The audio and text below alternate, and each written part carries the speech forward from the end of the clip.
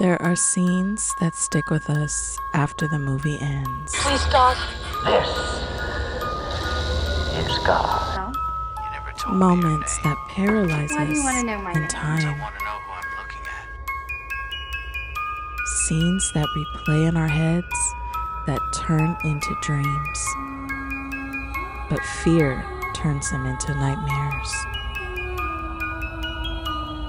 leaving us helpless in the very end. Hello, Ricky. Open up now. This is Nightmare Fuel. Somebody please wake me up!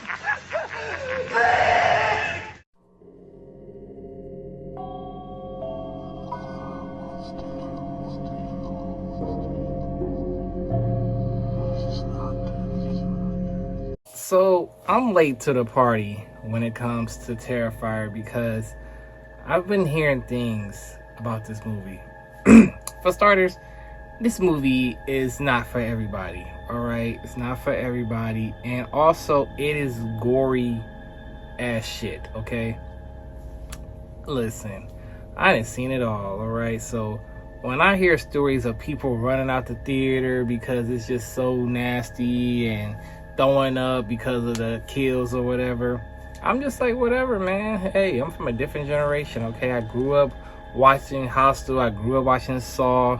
So all that stuff doesn't get to me. You get what I'm saying? So, whatever. Saw Terrifier 1. I'm like, okay. I see the talk. But Terrifier 2, okay?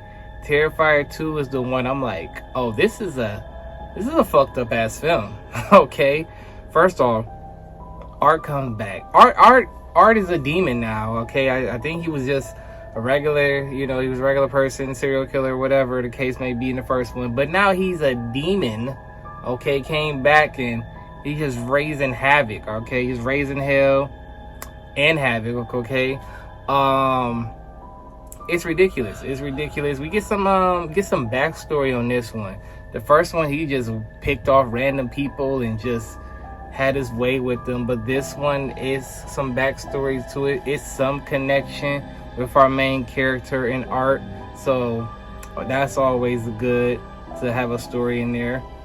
Art the Clown, man, what can I say? Art the Clown is definitely a horror icon, okay? He does some wild and crazy things, but you know what I think was so sick about Art the Clown is that he doesn't say anything, alright? He don't say anything, and he just go to town on people, alright? Just doing whatever he feels like it. And I think that's the sickening part of Art the Clown, because he's doing heinous things, but he is just he's laughing, but he's not making any sound, okay? He's a mime, alright? A demon mime at that, okay? So that's wild. But the one scene I can say honestly, I mean, there is no other scene but the scene in Terrifier 2. And I must say, ladies and gentlemen, without a shadow of a doubt, this is by far the most nastiest, goriest shit I have ever seen in my life. First off, it's just unnecessary. You know when films are just unnecessary? Oh, this scene is just damn right unnecessary. It pretty much is the cherry on top to this damn movie, alright?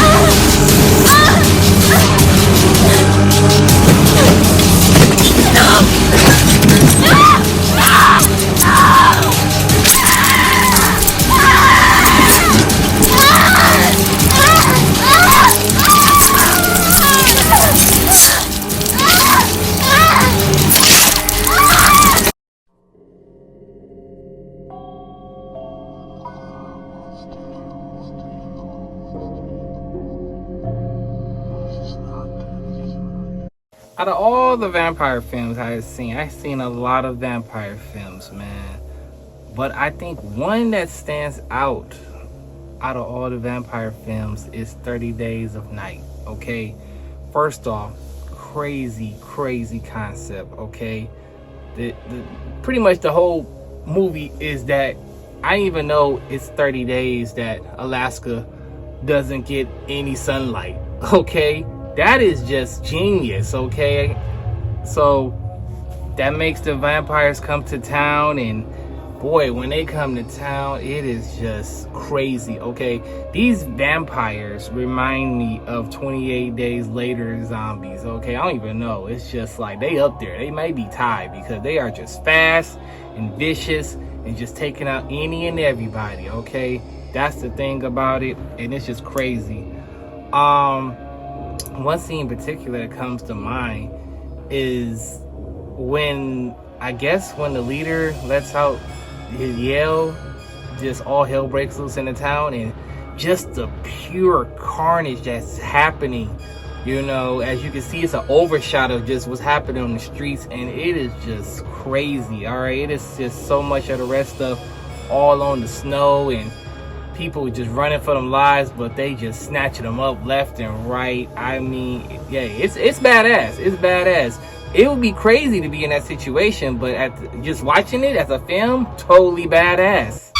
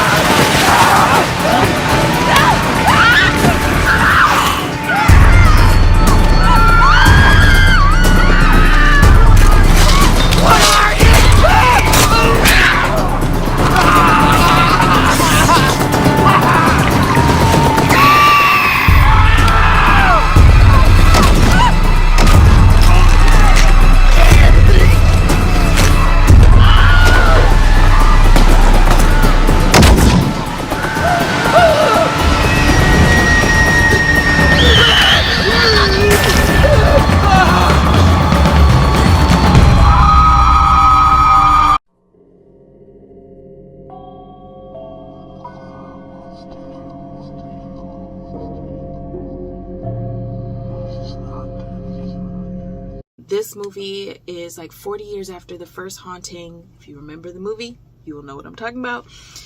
Basically, these two teachers and these like refugee children take shelter in the big house where the first haunting happened. It's big, it's creepy, got spirits in it, okay? And the woman in black is the spirit that is awakened, and she wants these kids, okay? That's just the main thing.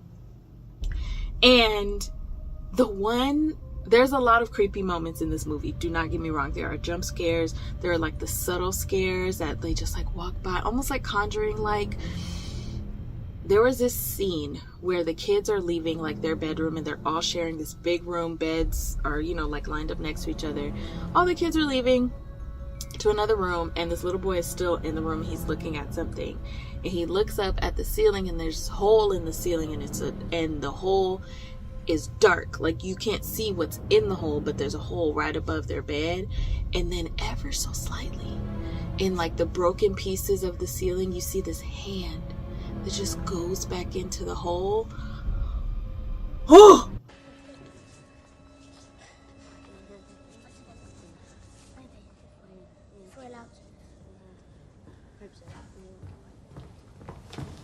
How did you get this?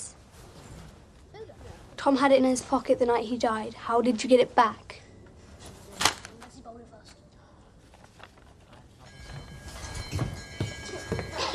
Get out of the way. Get off!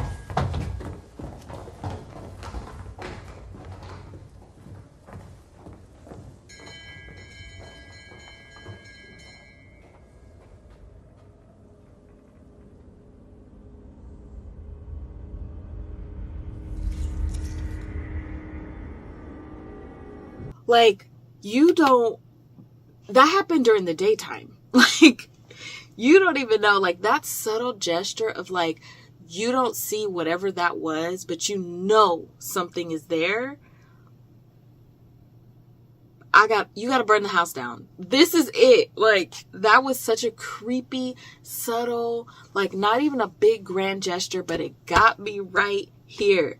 And I appreciate that in the movie, because that little subtle moment, not even the big grand gestures, scares, but that little, like, a hand just retracts back to whatever, and you don't know what that hand is connected to. Take me out the game.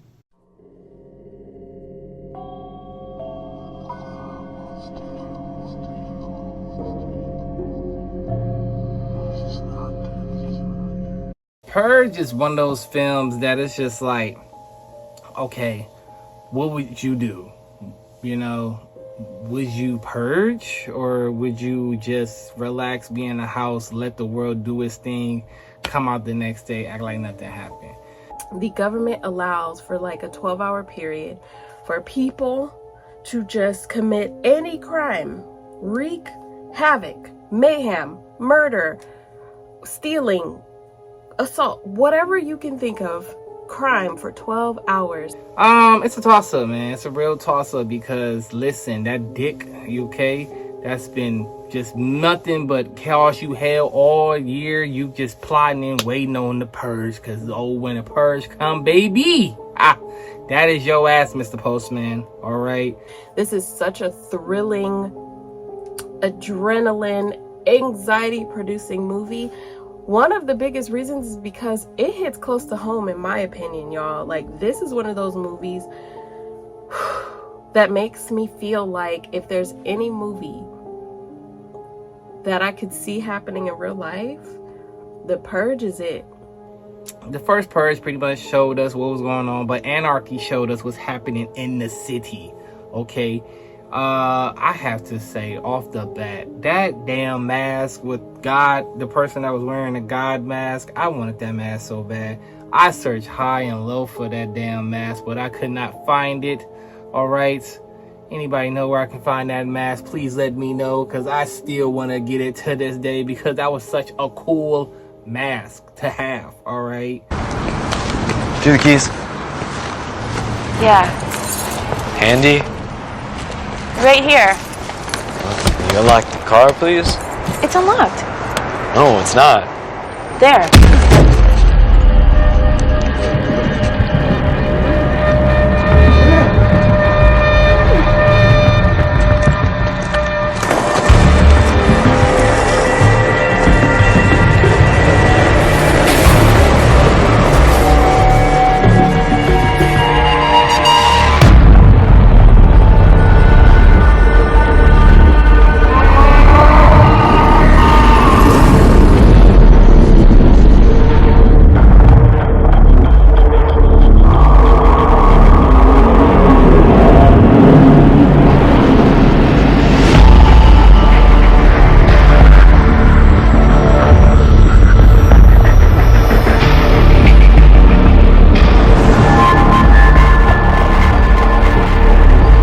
Let's get in the car.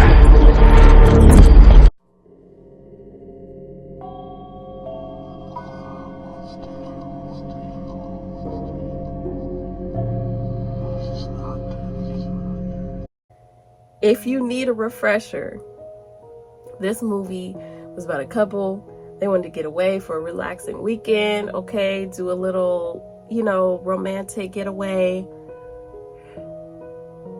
And that trip was everything but any of that. They got a knock on the door.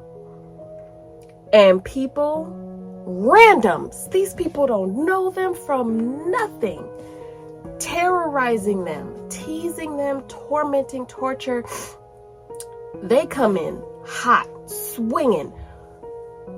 They don't care. And it's just the fact that it can really happen. The fact that people just randomly just be like, you know what, I'm just gonna fuck with this, this couple tonight, and we're just gonna have a ball. It's the craziest thing in the world. Real, it was real eerie. I'm not gonna lie. Watching this movie, I saw it in theaters, so after the fact, when I got done watching it, I walked home. Okay, walked home, and you know, luckily, all I live was down the street from the movie theater. But it just felt like somebody was watching me, like in the shadows. You know, I just felt like they was plotting on me. You know, it's just that's the thing about Stranger. Stranger is one of the movies that it's like your mind's playing tricks on you, man. You know, it's like. It's one of the movies where you have to pay attention in the background. The background says it all. The character will be doing one thing, but one of them just lurking in the darkness, and it's just like, do they not fucking feel that energy? Turn around, please. There's gore. There's slashing. There's a lot happening in this movie, and I'm sure that somebody can agree with me. This is not necessarily like just like a scary moment, but this is like another thing that further solidifies that you won't catch me in a secluded place.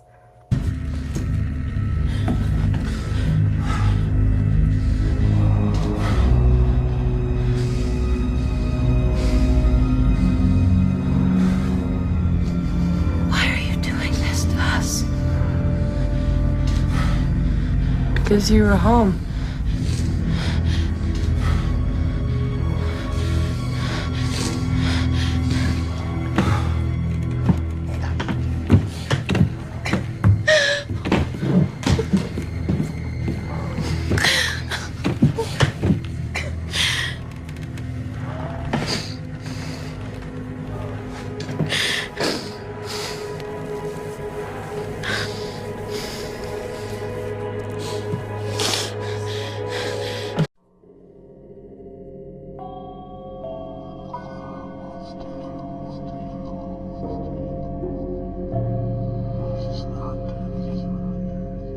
So the first Annabelle was like, okay, really wasn't that scary. I'm not even gonna lie to you. The trailer pretty much showed all the good stuff. So by the time you get to see the movie, it was like, I mean, I remember some random, we was in the basement of an apartment, and you know, that scene was eerie. But other than that, Joe, all the good stuff was shown in Annabelle.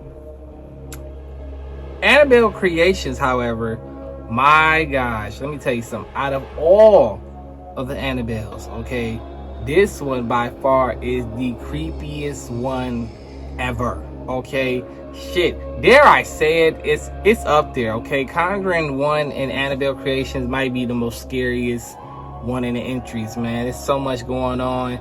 The scare factor is times 1,000 on this one. Annabelle's not fucking around in this one.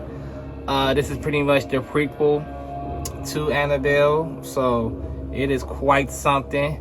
Man, what scene got me, man? What scene got me in Annabelle?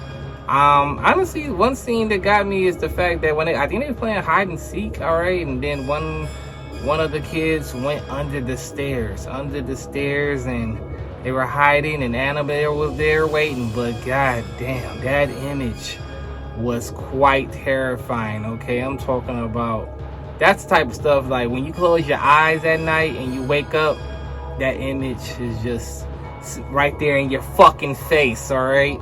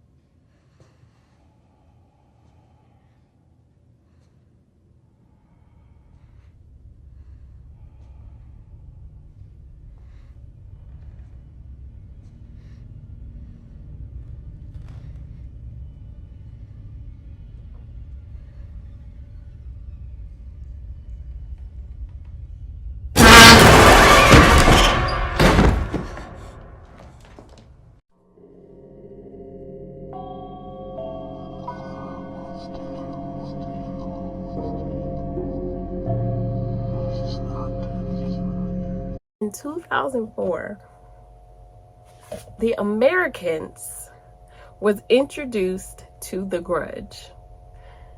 Now, if you are new and you don't know what I'm talking about, I'm not deep into the lore of The Grudge, but what I do know is like it's an American translation of an already Japanese franchise that I've been told is much scarier than the American The Grudge. It's like there's an American nurse who is Sarah Michelle Gellar, and she's in Tokyo, and she's like exposed to this curse that causes people to be cursed, and a lot of things go downhill from there.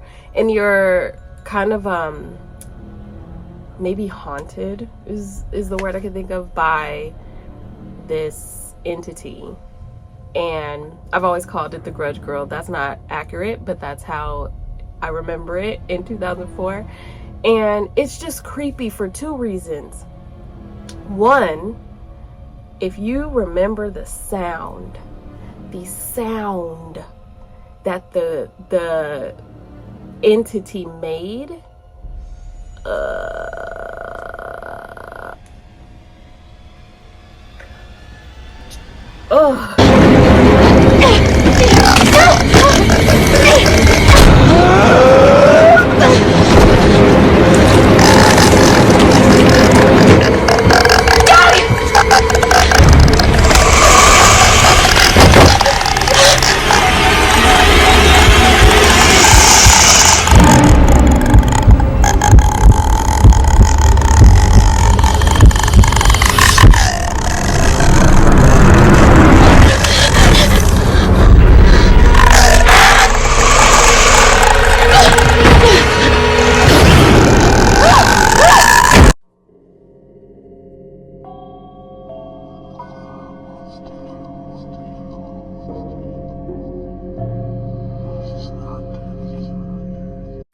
So Paranormal Activity has taken the world by storm, okay? Everyone's talking about this movie. This movie is must see. And the first one set the bar. It brought back found footage, okay? Like Blair Witch is the OG. So Paranormal is just, you know, the new kid on the block. But this one got some thrills and chills for your ass, okay? So that first one, many can say, okay, it's cool, but it's kind of like, you know, it's not for everybody. It's kind of boring, you know. I say this, okay, it's only boring if you watch it at home. I'm gonna be honest with you, okay, that's what it is. So that was case in point with some viewers. So when Paranormal Activity 2 came around the corner, ladies and gentlemen, first off, it came in October, okay, took the slate from Saw. All right, Saw used to come out every October. Now Paranormal Activity is the new kid. Midnight release was the thing to do with Paranormal Activity, okay? You would go see this movie at midnight, okay? It was, hey, call me crazy, but I went every time at midnight, up to 4 is the last one I went to midnight, and that's it. But this was crazy. So Paranormal Activity 2, man, Paranormal Activity 2 takes place I want to say the day before or weeks before the events of the first one, dealing with his family and seeing what's going on with them. They're like a, you know, regular family. It's Katie's sister, so we with her family. So that's just that. The demon, I guess the demon starts over there with her. You know, it starts over there with her, and it's just, you see everything what goes on. I mean, it was so much stuff that was just, I mean, the damn pool, the cleaning the pool thing got on my damn nerves, okay? I got tired of seeing him taking out the damn thing, throwing it back in the water. Next night, same thing. I'm just like, all right, man, this ghost is a dick, or a demon, or I should say, is a dick. But I was gonna say, like, probably like after the third night, it kicks up, okay? It kicks up big time, all right? Now, Paranormal Activity, man. So they got some scenes, man. They got some scenes in here that will stick with you for quite some time, okay? It was a toss-up. It was a real toss-up, man. What scene came to mind for this one with me? Because I was going to say the kitchen scene was wild, okay? The kitchen scene was definitely wild, but I think another movie kitchen scenes a little more, you know, scare factor. But the one scene I would say that pretty much defines Paranormal Activity, like for me, is like, oh my god, this shit is scary as fuck, is when the mom got dragged from upstairs to the basement. Can you imagine going through that? That shit was terrifying. It was so terrifying that my theater screamed one time and then everybody else was just quiet after the fact. Then, man, sometimes I even think about that shit like, yo, if I just so happen to see the light flickering, oh man, I can't even say it right because I'm goddamn just so, ugh.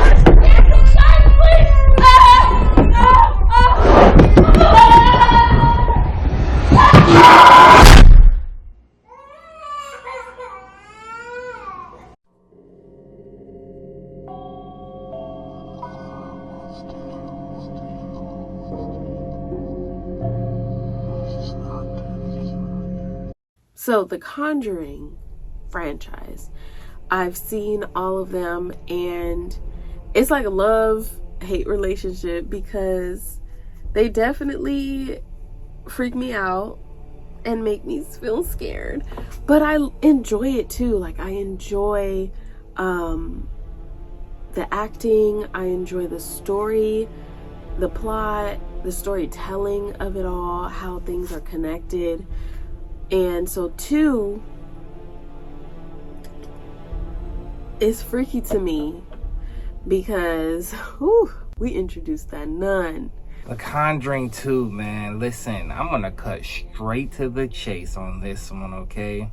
Even though I enjoyed the film for what it was, okay, we all know the star of The Conjuring 2 is by far the nun. I know we got other entities that we can play off on in the Conjuring universe, but goddamn, the nun was the star, okay? We seen the trailer with the nun, okay? That mirror scene is iconic, all right? It was a lot, okay? It gets you going, okay? It gets the blood going, all right? Because it was a lot going on. I mean, hell, I wouldn't know what the hell to do in that situation. The fact that I will see something in the mirror, look back, and it ain't there, and it's getting closer and closer. All right, talking about my heart jumping out my damn chest, okay? Because I wouldn't know what to do in that situation. Even though that was iconic, it was in a trailer, so it's like when you saw it in the theaters, it didn't hit the same, okay? But one scene in particular, man, all right, I want to say when the nun and, you know, and Lorraine in that office, I think that is by far, like, that what made the nun so goddamn creepy. I mean, the scene is creepy itself, but this just took the nun to the next level. And damn, was this scene like intense.